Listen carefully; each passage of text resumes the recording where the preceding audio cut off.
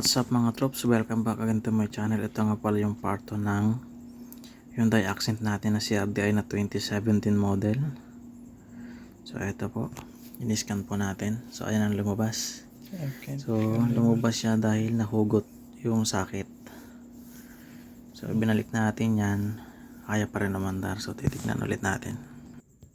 So ito pala, dinoble check din natin yung fuel pump niya. Ito po yung galing sa fuel pump niya sa tangke. So ito yung papunta ng fuel filter.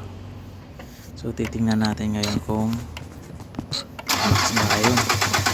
Grabe lakas oh. So ibig sabihin goods yung fuel pump natin. So proceed na naman tayo sa iba. So ito nga mga troops, ayan, baklas na. So nag-wire to wire din tayo dyan. Yung ECU binaklas rin natin. Ayun. At ito yung nakita natin mga troops.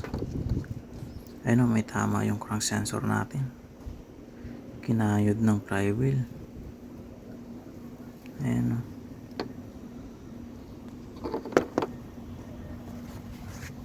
So dito po yung nakalagay mga troops sa likod ng transmission. Ayan.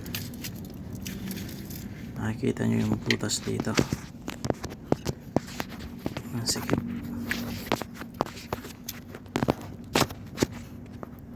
Yung makikita mo may butas dyan. Isang piraso. Ayun o. Ayan.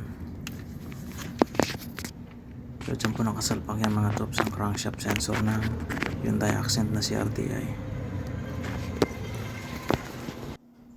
Ito nga mga troops, nagpalit tayo ng crankshaft sensor. Ayan. Start natin. Umanda na. So natsamba na naman natin.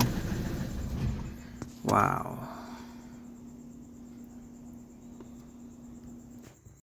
So isa Start, pa, sir. start ulit natin.